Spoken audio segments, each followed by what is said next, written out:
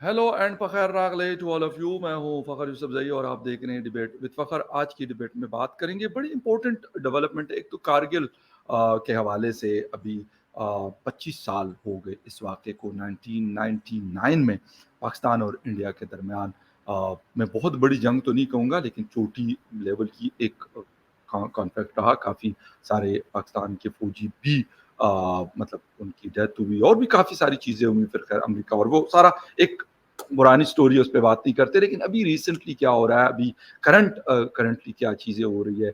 Indian prime minister Narendra Modi साहब ने एक स्टेटमेंट दिया कि पाकिस्तान अपने गलतियों से सबक नहीं सीखता और काफ़ी एक थ्रेटनिंग किस्म का स्टेटमेंट उनका आया है। क्या है इसके पीछे? क्योंकि हम सुनते हैं कि मोदी साहब सीरियस से आदमी हैं, मतलब वो अगर कह देते हैं तो फिर कुछ करते हैं। तो वाक़ई ऐसी कोई चीज़ है, इस हवाले से बात करेंगे। दूसरी चीज़, अमेरिकन कांग्रेस जो रिपब्लिकन है, उन्होंने एक बिल मूव किया है, रूबियो जो सेनेटर हैं उन्होंने, और उसमें कहा गया है कि अमेरिका पाकिस्तान को अगर पैसे या कुछ वेपन्स या कुछ देता है तो इस चीज़ के ऊपर बाउंड कर ले कि वो किसी भी तौर पर इंडिया के खिलाफ मिलिटेंसी में इस्तेमाल ना हो। अगर ऐसी कोई चीज़ हो तो इस सारी चीज़ों को बंद किया जाए। चीन का नाम भी है, चीन को तो खैर वो ऐड नहीं देते, लेकिन पाकिस्तान उनसे हेल्प हर किस्म की जो है वो लेता है। ये क्या सूरत हाल है, क्या चीज़ें हो सकती है, पाकिस्तान के लिए कितना ये मुश्किल हो सकती है। दूसरी बात, और वो चाहते हैं कि हम इंडिया के साथ इस किस्म का सिक्योरिटी अलायंस बनाना चाहते हैं जिस तरह जापान, साउथ कोरिया या नेटो के साथ है। ये भी एक बहुत बड़ी डेवलपमेंट है। इन दोनों चीज़ों के ऊपर बात करेंगे और बात करने के लिए हमें जॉइन करें हमारे दोस्त, हमारे भाई, senior analyst all the way from India, doctor Abhishek Mishra sahab. Doctor sahab, thank you very much for joining my show. Thank you Fakhar भाई। मकाम मुपखैर आपको और पखैर रागले आपके सभी दर्शकों को। Thanks for inviting me. Always a pleasure बहुत as you said to be on a family show. Thank you doctor sahab, बहुत शुक्रिया वंस अगेन। अच्छा डॉक्टर साहब, नरेंद्र मोदी साहब, हम अक्सर बात करते हैं, मैं और आप या बाकी लोग, हम सुनते हैं कि वो ठीक है, कुछ पॉलिटिकल स्टेटमेंट्स भी होती हैं, लेकिन कुछ लोग ऐसे होते हैं कि अगर वो स्टेटमेंट दे दे तो उसके पीछे शायद ज्यादा ऐसी चीजें होती हैं कि वो नजर आती है कि वो शायद कुछ करते हैं। अभी जो नरेंद्र मोदी साहब ने कारगिल की मतलब 25th एनिवर्सरी के ऊपर एक स्टेटमेंट दिया है, तो क्या लग रहा है कि वाकई ऐसी कोई चीज हो सकती है कि वो कह रहे कि पाकिस्तान सबक नहीं सीखता और अगर ऐसी कोई मतलब गड़बड़ी करता है तो फिर हम छोड़ेंगे नहीं, या जो भी है। बल्कि वो ये भी साथ कह रहे हैं कि हमने इस तरह की हर चीज को पहले भी नाकाम किया और आइंदा भी कर सकते हैं। तो थोड़ा सा इस पे बात करते हैं, फिर ये जो सिक्योरिटी अलायंस है अमेरिका और इंडिया का, इस पे आते जी फकर भाई देखिए, मुझे जो प्रधानमंत्री मोदी में और बाकी जो लीडर्स के स्टेटमेंट है उनमें मैं एक अंतर करता हूं। मैं उसमें एक फर्क देखता हूं। प्रधानमंत्री मोदी जो बोलते हैं वो करते हैं, इसमें तो कोई संदेह किसी को होना नहीं चाहिए, किसी प्रकार का कोई संदेह। बाकी हमारे यहाँ एक रिचुअल रहता था कि उधर से कुछ भी हो जाए इंडिया में तो हमारे एक नेता आएंगे और बोलेंगे मैं इसकी कड़ी निंदा करता हूँ, हम कठोर कार्रवाई करेंगे। तो जी। कड़ी निंदा से कठोर कार्रवाई के बाद वो काम वही खत्म हो जाता था, बयान आ गया, बाकी सब अपने अपने घर चले गए। बट अच्छा। मोदी जी के ऐसा नहीं कहा जा सकता। The man means the word. So वो अगर उन्होंने कहा, उनके बात में ना एक उनके बात में रिजॉल्व था, जब उन्होंने कहा कि हम ये आतंक के आका मुझे यहां से सुन लें कि हम आपको निस्तनाबूद कर देंगे और आपके जो मंसूबे हैं वो कभी सफल नहीं हो सकते। तो I think he meant the business. I think he has a long term plan. उन्होंने ऐसे नहीं बोला, उन्होंने ये इंश्योर किया कि सुने इसको लोग और इसको हाईलाइट करें उस स्पीच के उस पार्ट को। बाकी उन्होंने बहुत कुछ बोला, लेकिन ये उन्होंने इंफेसाइज करके बोला कि जो आप मुझे सुन रहे हैं ये 4 सेंटेंस सुन लीजिए कि there is something coming up, और अगर आप में दम है तो प्रिपेयर कर लीजिए जो एक्शन आपके अगेंस्ट में होगा। ये जो आप आतंक को यूज कर रहे हैं as a state policy India को डिस्टेबलाइज करने के लिए, और आतंक को आपने इंस्ट्रूमेंट ऑफ फॉरेन पॉलिसी बना रखा है, ये अब ज्यादा दिन चलेगा नहीं। अब इसका रोड मैप क्या होगा, ये एक्शन कैसे होगा, ये तो मोदी जी जाने और उनके जो हाई एंड ऑफिसर्स हैं वो जाने, हमारे आपके पे चेक के बाहर का वो क्वेश्चन है। लेकिन मुझे एक गट फीलिंग हुई, बिकॉज वो जब मैंने सुना और जो उनका फेस का एक्सप्रेशन था, it was not light. He had, मतलब जिसे कहते हैं ना, एक स्टर्न चेहरा हो गया, एकदम कड़क हो गया चेहरा, और उन्होंने कहा कि इसको हम हरा के रहेंगे और इसको हम सबक सिखा के रहेंगे। देखिए, आतंकवाद को हराना बहुत मुश्किल नहीं होता। आतंकवाद के लिए 4 चीजें चाहिए होती है। Number 1 ideology, number 2 finance, number 3 लोग, और नंबर 4 आपको वेपन। तो आप अगर इन चारों पे काबू पालोगे तो आपको बहुत आसानी से ये आतंकवाद फिनोमिना है उसको आप रिस्ट्रिक्ट कर सकते हो, कंट्रोल कर सकते हो।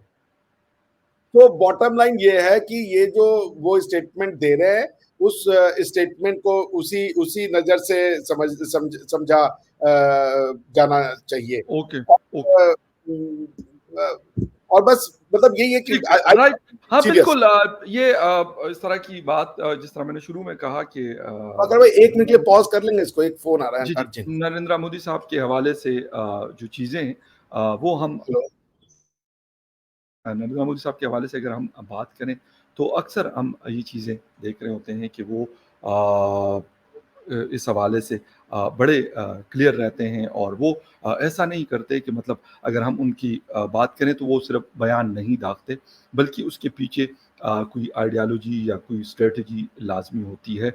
तो इस वजह से हम ये ग़ालिबन पाकिस्तान ने ख़ैर इसके ऊपर जवाब भी दिया। पाकिस्तान के फ़ॉरेन ऑफ़िस ने मैडम ज़हरा बलोच साहिबा जो हमारी स्पोक्स पर्सन है पाकिस्तान के फ़ॉरेन ऑफ़िस की, उन्होंने इसके ऊपर जवाब दिया है। लेकिन क्या ऐसी कोई पॉसिबिलिटी है जिस तरह डॉक्टर साहब बता रहे हैं कि हाँ, अगर वो ये स्टेटमेंट दे रहे हैं तो इसकी पॉसिबिलिटी है कि कोई ऐसी चीज़ हो सकती है अगर उनको नज़र आता है, क्योंकि उनके होते हुए हमने बालाकोट स्ट्राइक को देखा है। तो शायद ये एक वजह माइट बी पॉसिबल कि हो सकती है जो डॉक्टर साहब भी बता रहे हैं या बाकी लोग भी। लेकिन ख़ैर पाकिस्तान फ़ॉरेन ऑफ़िस ने भी बयान दिया और इस वक़्त prime minister of India Narendra Modi साहब ने भी बयान दिया है। आगे जो कुछ होगा तो दोनों कंट्रीज़ की फ़ोर्सेस मौजूद है, फिर देखते हैं कि क्या होता है। ऑलरेडी हमने कहा कि क्योंकि कारगिल के हवाले से ये तकरीब थी जहाँ पे ये बात प्राइम मिनिस्टर मोदी साहब ने वहाँ पे की है। अच्छा डॉक्टर साहब, थोड़ा-सा आते हैं, ये मुद्दा तो ख़ैर अलग नहीं है, ये भी सिक्योरिटी से रिलेटेड है।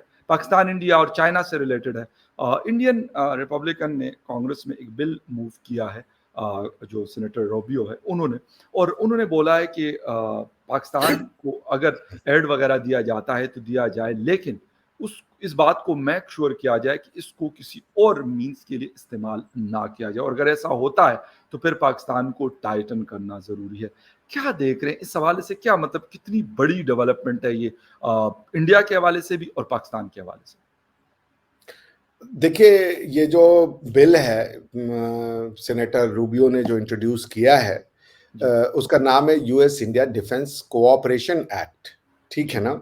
और इसका पर्पस है कि बायलैटरल कोऑपरेशन जो इंडिया का है उसको बढ़ाया जाए, क्योंकि जो बीजिंग की एग्रेशन है आपका यानी चाइना का जो एग्रेसिव पॉलिसी है इंडिया में उसको काउंटर करने के लिए। देखिए, अमेरिका ने ये महसूस किया है यूक्रेन वॉर के बाद कि इंडिया चाइना के साथ, भले वो उनके लिए अच्छा ना हो अमेरिका के लिए, लेकिन इंडिया ने एक मैसेज तो दे दिया ना कि हम यारों के यार हैं, हम वक्त पड़ने पे छोड़ेंगे नहीं आपका साथ, ठीक है ना? यदि आपने हमारे टफ टाइम पे हमारा साथ दिया था तो इंडिया इतनी अपॉर्चुनिस्ट कंट्री नहीं है कि आज अब आपका बुरा वक्त आया तो हमने अपना समय देखा और हम चले गए।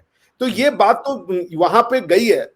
ये मैसेज जो यूएस के समझदार लोग हैं पॉलिसी मेकर से, उनको ये बात समझ में आया कि इंडिया रशिया के लिए ऐसा क्यों कह रहा है, जबकि जी, इंडिया मॉरली जो था वो और लीगली भी अपोज है जो एक्शन लिया रशिया ने।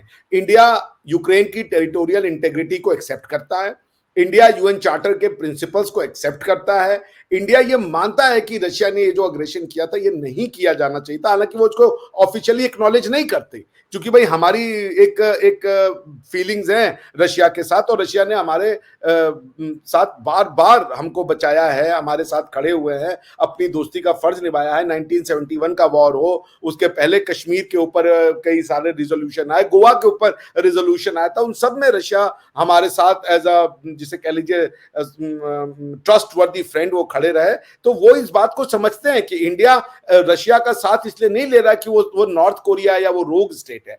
इंडिया रशिया का साथ इसलिए दे रहा है क्योंकि ये फ्रेंडशिप की बात है, ये बात ट्रस्ट की है कि आज आपको फकर भाई जरूरत हो और मैं मुंह मोड़ लूं तो आप बिल्कुल, कहोगे यार जब तक तो मैं आपके साथ था तब तक तो अच्छे दिनों में आप खड़े रहे, आज जब बिल्कुल। मैंने टफ टाइम आया तो आपने जो है वो दिखा दिया, बोले नहीं नहीं भाई हम ये नहीं करेंगे। ऐसे नहीं होती फ्रेंडशिप। फ्रेंडशिप में फिर गलत या सही, हमारे यहाँ जैसे महाभारत की कहानी में था, जो द्रोणाचार्य थे, गुरु द्रोणाचार्य, तो या भीष्म पितामह, वो ये जानते थे कि कौरव जो कर रहे हैं वो गलत कर रहे हैं, लेकिन वो उनके साथ खड़े रहे। गांधारी जो कि गांधार से आई थी, युधिष्ठिर की जो वाइफ थी, उनके 100 बच्चों में पहला बच्चा कौरव तो वो दुर्योधन था। वो ये जानते थे कि दुर्योधन पांडवों से गलत लड़ाई लड़ रहा है, वो गलत है, लेकिन बात क्या थी कि वो राज सिंहासन के साथ बंधे थे, तो उनको लड़ना पड़ा वो लड़ाई, डिस्पाइट ये जानते हुए कि वो गलत कर रहा है। उसी तरीके से मोदी जी ये जानते हैं कि रशिया का ये एक्शन किसी भी तरीके से अप्रूव नहीं किया जा सकता। टेरिटोरियल इंटेग्रिटी को आप ऐसे वायलेट नहीं कर सकते। वॉर एक policy of international dispute resolution नहीं हो सकती है, लेकिन still we have to stand by, we did stand by and we will stand by. हम रशिया को ऐसे नहीं छोड़ सकते अकेले, ये मित्रता का तकाजा है। अच्छा, अब ये बिल क्या कहता है, इस बिल के बारे में बात कर ले। ये जो मार्को रूबियो साहब है, इन्होंने कुछ सक्सेशन में 2 बिल इंट्रोड्यूस किए हैं। हम दोनों बिल पे थोड़ी थोड़ी चर्चा कर लेते हैं। एक उनके बिल उन्होंने चाइना को कंट्रोल करने के लिए किया है, उसका नाम है स्पेसिफिक टू चाइना, उसका नाम है critical mineral supply chain realignment act of 2024। और दूसरा जो इन्होंने किया है, जिसकी हम और आप चर्चा कर रहे हैं, वो है US India defence cooperation act 2024। अच्छा, इसका पर्पस क्या है? इसके ना इन्होंने जो है 6 पॉइंट है, वो मैं आपको पढ़ देता हूं।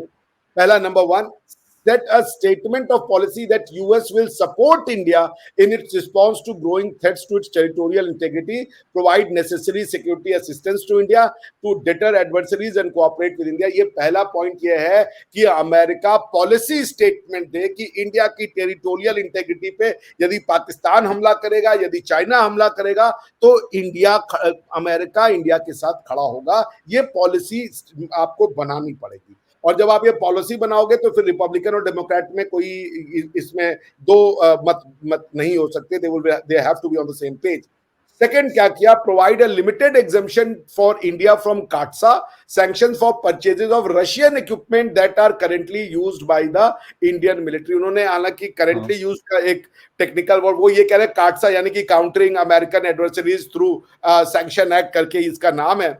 तो उसमें उन्होंने कहा कि इंडिया को एग्जम्पशन दे दो, इसमें इंडिया के ऊपर आप कोई भी सैंक्शन नहीं लगाएंगे यदि वो अमेरिकन एनिमी से इक्विपमेंट खरीदते हैं। मगर उनका ये कहना है कि वो सैंक्शन उसी हद तक होगा जो एग्जिस्टिंग आपके इंडियन आर्मी के जो या इंडियन सिक्योरिटी फोर्सेस के पास जो सामान है, जो मिलिट्री हार्डवेयर है, क्योंकि उसकी आपको पता ही है, कभी आपको हार्डवेयर तो चाहिए होता है ना, कभी ये खराब हो गया, वो खराब हो गया, मेंटेनेंस है, और भी चीजें हैं। तो वो कह रहे हैं उस हद तक तो एग्जम्पशन दे दीजिए कि यदि इंडिया कोई अपना हार्डवेयर खरीद रहा है for the repair and maintenance Russia से फॉर एग्जिस्टिंग वेपन, उसमें काटसा में कोई सैंक्शन इंडिया के ऊपर अमेरिका नहीं लगाएगा। दूसरा है, set a sense of Congress that expeditious considerations of certification of letters to offer to sell defense article, defense services। उन्होंने कहा इंडिया यदि अमेरिका से कोई वेपन खरीदना चाह रहा है, कोई भी डिफेंस का वेपन किसी भी नेचर का, तो ये कांग्रेस की ड्यूटी होगी कि उसको वो तो तेज कर दे, बाकियों की तरह धीरे में नहीं रहे। एक्सपेडिशियस यानी प्रेफरेंशियल ट्रीटमेंट दीजिए। यदि 4 एप्लीकेशन पड़े हैं कि भाई बोइंग खरीदने के लिए फ्रांस भी है, या मान लीजिए युगांडा भी है, या इजराइल भी है, और इंडिया भी है, तो इंडिया वाले को आप एक्सपेडाइट करेंगे, इंडिया वाले को आप प्रेफरेंस देंगे यदि कोई भी defence related article India America से खरीदना चाहता है। तो ये कांग्रेस के अंदर, क्योंकि आपको पता है बिना कांग्रेस के अप्रूवल के कोई बिल कोई भी डिफेंस इक्विपमेंट खरीदे नहीं जा सकते। चौथा पॉइंट है, treat India as if it were of the same status as US allies such as Japan, Israel, Korea and NATO allies. कुछ कहने की जरूरत नहीं है, वो कहने की उनको भी उतना ही क्लोज मानो जैसे जापान है, जैसे इजराइल है, जैसे वो है। Same treatment like given to a NATO allies, यानी कि the trust level should be exceptionally high, कोई डाउट नहीं होनी चाहिए। फॉर टेक्नोलॉजी ट्रांसफर, जैसी चूंकि कुछ टेक्नोलॉजी आप सबको नहीं देते हो, बहुत क्लोज फ्रेंड को देते हो। जैसे आप बाकी डिफेंस इक्विपमेंट पाकिस्तान को भी बेच सकते हो और नॉर्मल देश को भी बेच सकते हो, लेकिन सर्टेन टेक्नोलॉजी ट्रांसफर्स है वो नहीं होगी उनको, चाहे जो भी हो जाए। तो वो कह रहे हैं जब टेक्नोलॉजी ट्रांसफर का मैटर आता है तो यूएस जो है वो जैसे जापान को ट्रीट करता है, इजराइल को ट्रीट करता है, कोरिया को ट्रीट करता है, या नेटो अलायंस को करता है, same treatment should be extended to India. Authorize the Secretary of State to enter into a memorandum of understanding with India to increase military cooperation. ये मतलब मिलिट्री कोऑपरेशन के लिए जितनी भी ट्रीटीज या understanding memorandum of understanding sign की जा सकती है, वो डिफेंस सेक्रेटरी को पावर दे दिया जाए कि वो अपने इच्छा के अनुसार वो आके उसको साइन करें, सेक्रेटरी ऑफ स्टेट, और उनको बार बार अप्रूवल न लेनी पड़े कांग्रेस से. Expedite access defense articles to India for 2 years and grant India the same status as other allies. Expand international military education and training cooperation with New Delhi. Require a report to Congress on Pakistan's use of offensive force, including through terrorism and proxy groups against India. Bar Pakistan from receiving security assistance if it is found to have sponsored terrorism against India. तो पाकिस्तान से related दो चीजें उन्होंने कही हैं. Number 1 कि आप एक रिपोर्ट कांग्रेस में हर साल मांगिए कि पाकिस्तान कोई ऑफेंसिव फोर्स, यानी कि जैसे टेररिज्म हो गया, कोई फर्स्ट यूज ऑफ फोर्स अगर पाकिस्तान कर रहा है इंडिया के ऊपर, चाहे उसका मैनिफेस्टेशन कुछ भी हो, नॉन स्टेट एक्टर्स हो, स्टेट एक्टर्स हो, कोई भी हो, अगर वो use of offensive force India के अगेंस्ट में कर रहा है किसी भी फॉर्म में, चाहे वो अटैक हो, टेररिज्म हो, और कोई सबवर्सिव एक्टिविटी हो, फुल फ्लेजेड वॉर हो, उस पर पूरी रिपोर्ट मांगिए. और अगर वो ऐसा करते हैं तो इंडिया के साथ खड़े हो जाइए. और दूसरा, पाकिस्तान को किसी भी तरीके का सिक्योरिटी असिस्टेंस नहीं दिया जाएगा यदि पाया जाता है कि वो टेररिज्म के स्पॉन्सर हैं. सिक्योरिटी असिस्टेंस मींस सिक्योरिटी से रिलेटेड कोई एड नहीं दिया जाएगा, कोई वेपन नहीं दिया जाएगा, एग्जिस्टिंग वेपन के लिए अगर कोई हार्डवेयर चाहिए वो नहीं दिया जाएगा, किसी भी प्रकार की टेक्नोलॉजी का ट्रांसफर नहीं होगा, किसी भी प्रकार की इंटेलिजेंस का ट्रांसफर नहीं होगा. अगर पाकिस्तान इंडिया के अगेंस्ट में टेररिज्म या कोई भी और फोर्स यूज करता है उसकी टेरिटोरियल इंटीग्रिटी के तहत, अगर नहीं करता है तो फिर ये सब चीजें अप्लाई नहीं होंगी, फिर पाकिस्तान के साथ ये सब ट्रांजैक्शंस किए जा सकते हैं. तो these sanctions on Pakistan R India specific. यदि आप इंडिया के अगेंस्ट में ये काम करेंगे तो फिर आपको ये भुगतान देना पड़ेगा. यही लब्बो लुबाब है उनके प्रपोज्ड बिल का. जी. अच्छा डॉक्टर साहब, अगर ये बिल अप्रूव अभी हुआ, क्योंकि है नहीं, अभी पेश किया गया है, तो आप क्या समझ रहे हैं कि पाकिस्तान के लिए कितना थ्रेट है, इंडिया के लिए कितना सक्सेसफुल है, और चाइना के लिए कितना बड़ा थ्रेट है? देखिए, पहले आपके क्वेश्चन का पाकिस्तान वाला एंगल ले लेते हैं. देखिए, पाकिस्तान के पास तो ऑप्शन नहीं बचा है फखर भाई. जी. सारे आपकी जो मैनेजमेंट है, हाउस मैनेजमेंट जिसको कह लीजिए, इंटरनल मैनेजमेंट, गवर्नेंस कह लीजिए, वो इतना हॉरिबल है, इतना मायोपिक है कि आप एक दिन से ज्यादा का विजन ही नहीं रखते. तो अगर आपको, और आप बिना इंटरनेशनल असिस्टेंस के अपने पैर पे खड़े नहीं हो सकते हैं, ये सच है. आपके पास ना तो अपना मिलिट्री का इक्विपमेंट है, ना आपके पास अपना फाइनेंशियल एबिलिटी है कि आप अपनी कंट्री को स्टेबलाइज कर सके. तो आप तो एक्सटर्नल असिस्टेंस के ऊपर दिनों रात डिपेंडेंट हो, चाहे उसका नाम अमेरिका हो, चाहे चाइना हो, चाहे अरेबिया हो. ये 3 आपके धुरिया हैं जिनके ऊपर आपकी कंट्री का खान पान चलता है, वरना लोग भूखे मर जाएंगे भाई, क्योंकि आपका प्रोडक्शन इंडस्ट्रियल यूनिट है नहीं. मैंने कई बार सुना लोग कहते हैं कि इंडिया से ट्रेड करके सोल्यूशन हो जाएगा. मैं इस बात से बहुत डिसएग्री करता हूं कि पाकिस्तान इंडिया से ट्रेड करेगा तो उसकी प्रॉब्लम सॉल्व हो जाएगी. नहीं भैया, पाकिस्तान को इकोनॉमिक्स ठीक करना है. ट्रेड इकोनॉमिक्स का एक पार्ट होता है. जैसे ट्रेड का नाम होता है खरीद फरोख्त, बेचना और खरीदना. आप क्या इंडिया को बेचोगे और इंडिया से क्या खरीदोगे, चलो ये तो हमें समझ में आ रहा है. आप कुछ अच्छे गुड्स ले लोगे, फार्मास्यूटिकल्स ले लोगे, सब्जियां ले लोगे, फल ले लोगे, या कोई और इंडस्ट्रियल यूज के सामान ले लोगे, मगर आप इंडिया को बेचोगे क्या? आप इंडिया को क्या दोगे? जैसे नॉट ओनली इंडिया, आप दुनिया को और क्या दे रहे हो सिवाय आप तौलिया के और कुछ और ये इस तरीके के कॉटन प्रोडक्ट्स बनाने के, और तो कुछ बना नहीं रहे हो. और वो भी आप ये कहते हो क्योंकि आपको जीएसपी प्लस का स्पेशल स्टेटस, सब्सिडाइज्ड स्टेटस हासिल है उस असिस्टेंस के बिना. तो आपके प्रोडक्ट इस क्वालिटी के नहीं है कि वो इंटरनेशनल मार्केट में कॉम्पीट कर सके. आप इंटरनेशनल ट्रेड भी खैरात के दम पे वो उसमें आपका हिस्सा है. यदि वो खिरात और स्पेशल स्टेटस, वो सब्सिडीज हटा ली जाए तो आप वो इंटरनेशनल ट्रेड में कहीं एग्जिस्ट नहीं करते फकर भाई, विद ऑल ड्यू रिस्पेक्ट. ठीक है ना? तो पॉइंट ये है कि अगर वो इंटरनेशनल कोऑपरेशन आपसे खींच लें, वो आपको किसी भी तरीके का असिस्टेंस देना बंद कर दे इंटरनेशनल कम्युनिटी, तो कॉन्सिक्वेंस ये होगा कि पाकिस्तान की जनता त्राहिमाम पे आ जाएगी. इन्फ्लेशन हो जाएगा, खाने पीने का सामान बंद हो जाएगा, इवन तेल और ये सब चीजें इतनी महंगी हो जाएंगी कि जनता अफोर्ड ही नहीं कर पाएगी, जैसे अभी आपके बिजली के बिल का हालत है. बिल्कुल. Pakistan can not afford to antagonize international heavyweights like America, China के भरोसे आप नहीं कर सकते। चाइना आपको 3-4 स्टेटमेंट और कुछ उधार के देने के अलावा कुछ नहीं दे सकता। आपको पैकेज और जिसे कह लीजिए एड और असिस्टेंस तो वहां अमेरिका से आती है। अमेरिका अमेरिका तो से। आपको कैश देने वाला और उस कैश की कोई अकाउंटेबिलिटी न रखने वाला कि कैश देके कि जाओ भूल जाओ, जैसे ईदी मिलती है कि भैया ये लो बेटा ये जाओ आज एंजॉय करो, वो हो गया। बिल्कुल चाइना तो ईदी नहीं देता। चाइना कहता है ये लोन है, इस पे साइन कर लो, 10% 12% जितना हाई टैक्स का हाई रेट ऑफ इंटरेस्ट हो सकता है वो दे दो भैया हमें। उसके बाद आप नहीं दे पाएंगे, वो आएंगे कराची स्टॉक एक्सचेंज हमारे नाम कर दो, कराची का पोर्ट हमारे नाम कर एयरपोर्ट। दो, कल को गवादर हमारे नाम कर दो, आधा शहर आप ऐसे कैसे पाकिस्तान आप बड़े आराम से उनको हैंड ओवर कर दोगे। सो क्या पाकिस्तान अफोर्ड कर सकता है? ये कौन सी गवर्नेंस की पॉलिसी है पाकिस्तान का? गवर्नेंस का क्या वो एक कोई पढ़ा लिखा आदमी कम से कम 2 पेज व्हाइट पेपर दे मुझे कि what is the vision of Pakistan governance, objective क्या है, शॉर्ट टर्म ऑब्जेक्टिव क्या है, लॉन्ग टर्म ऑब्जेक्टिव क्या है, targeted group of targeted area of emergency situation जिसको कहते हैं कि भाई यहां हम पहले फोकस करेंगे इंप्रूवमेंट लाने के लिए और बाकी जो है लॉन्ग टर्म में करेंगे। वो जरा व्हाइट पेपर आए तो कि what does the Pakistan governmental scheme look like, what is the governance for Pakistan. वरना गवर्नमेंट बना देने को गवर्नमेंट गवर्नेंस नहीं कहते हैं फकर भाई। जस्ट बिकॉज एक गवर्नमेंट है तो वो गवर्नेंस कर रही होगी, this is stupidity unless until you give them free hand, and free hand not only to succeed but free hand to fail। अगर गवर्नमेंट फेल हो जाती है तो गवर्नमेंट को ये मत कहो कि ये इनकॉम्पिटेंट है, दूसरी गवर्नमेंट आएगी, तीसरी गवर्नमेंट आएगी, चौथी गवर्नमेंट आएगी, उस प्रोसेस को चलने दो। लोगों को इसको कहते हैं अंग्रेजी में या एडमिनिस्ट्रेटिव लॉ में कैपेसिटी बिल्डिंग। उनको कैपेसिटी बिल्डिंग करने दो, गलतियां करने दो, करप्शन करने दो। इंडिया में भी एक समय ऐसे ऐसे पॉलिटिकल लीडर्स आए हैं, उन्होंने हमारे स्टेट्स पे और बल्कि इंडिया पे राज किया है 10-10 15-15 साल कि इंडिया की जनता कांप गई। जब वो कांप गई तो उनको समझ में आया कि ये वोट देके तुम देश का बंटादार कर दोगे, and then ultimately they got corrected और उन्होंने जो सही लोग थे उन्होंने उसको चुनना शुरू किया। तो लोगों को ऑप्शन तो दीजिए।